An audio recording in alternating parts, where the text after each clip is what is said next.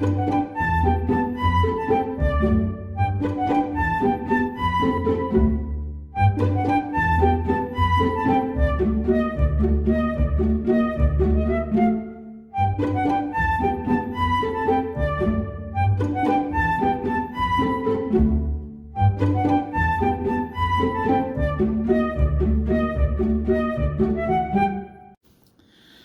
Berenstain Bears and the Sitter.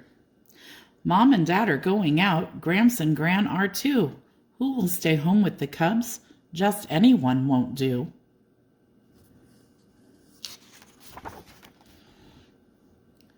"What's this?" said Papa Bear as he took the day's mail from the Bear family's mailbox. It was a notice telling about an important meeting that night at the Bear Country Town Hall.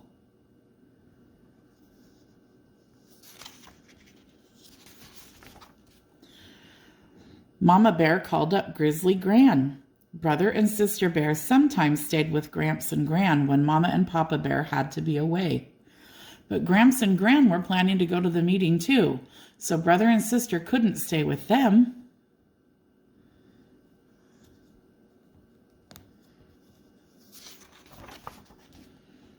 Or with Aunt Maud or Cousin Wilbur. They were going to the meeting too. "Why can't we go with you?" asked Sister, beginning to get a little upset. "Yeah," added Brother Bear. "Because," said Papa, "this meeting is for grown-ups, and besides, it won't be over until late, way past your bedtime." "Well, where are we going to stay?" the cubs wanted to know.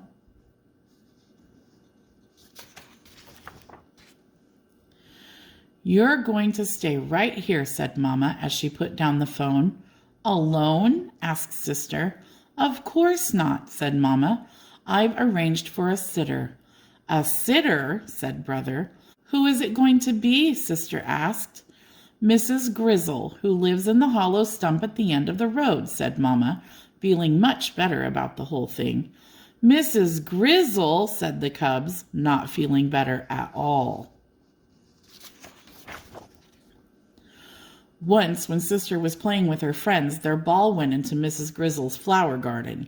Mrs. Grizzle wasn't too happy about it. And another time, when Brother was flying his kite, it swooped and bumped Mrs. Grizzle on the hat. She wasn't too tickled about that either.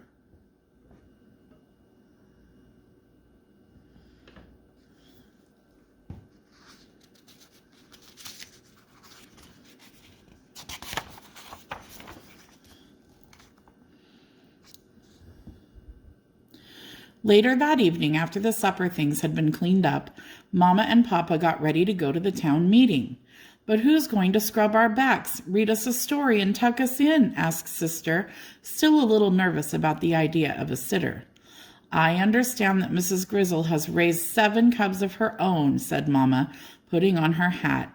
"And I'm sure she's a perfectly good back scrubber, story reader, and tucker-inner." "She's not going to scrub my back," Brother Bear said under his breath.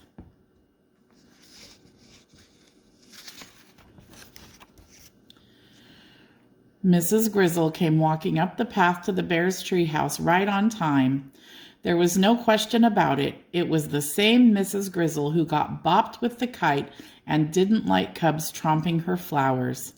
She was very large, almost as big as Papa, and she carried a drawstring bag.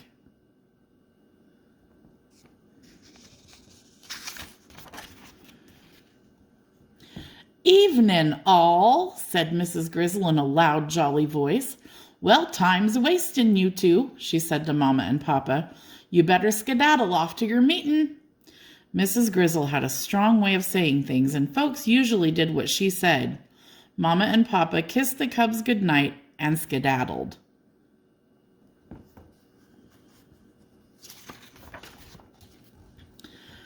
"Whew," said Mrs. Grizzle as she sat down in Papa's big chair. "It sure is good to get a load off your feet." She took off her hat and looked into her drawstring bag. "There's something about somebody looking into a bag that makes cubs very curious." "Mrs. Grizzle," said Sister. "Yes?" "What's in the bag?" Nothing much, just some things I take along when I go sittin'. A piece of string, a pack of cards. Meanwhile, over at the town hall, the bears were getting ready for their important meeting.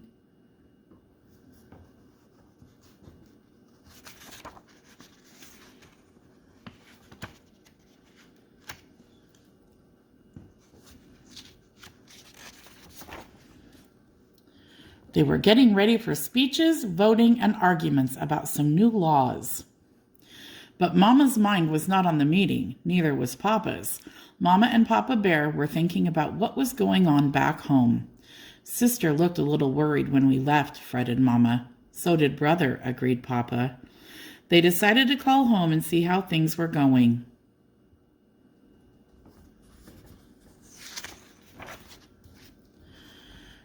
Things are going just fine, said Mrs. Grizzle. Brother and sister can't come to the phone right now. They're busy playing cat's cradle. Have a good meeting, shouted the cubs. But they say to have a good meetin'.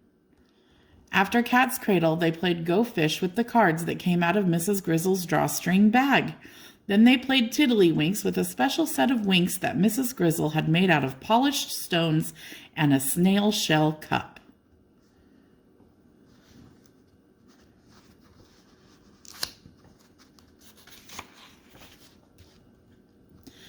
After a while, the cubs got the yawns, and Mrs. Grizzle began getting them ready for bed.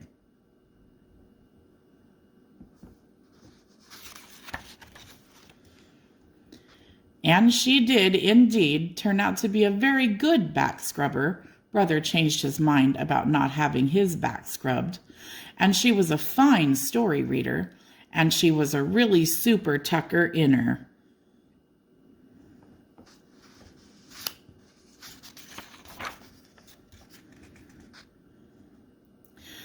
I hope Mama and Papa had a good meeting, said Sister with a yawn, because we had a very good sit. The cubs had a number of different sitters from time to time, but Mrs. Grizzle was their favorite, and they were always glad to see her. The end. I hope you enjoyed the story about the Berenstain Bears sitter. God bless you. Have a wonderful night. And be sure to subscribe to my channel if you haven't already for more great stories coming up. Until next time, bye for now.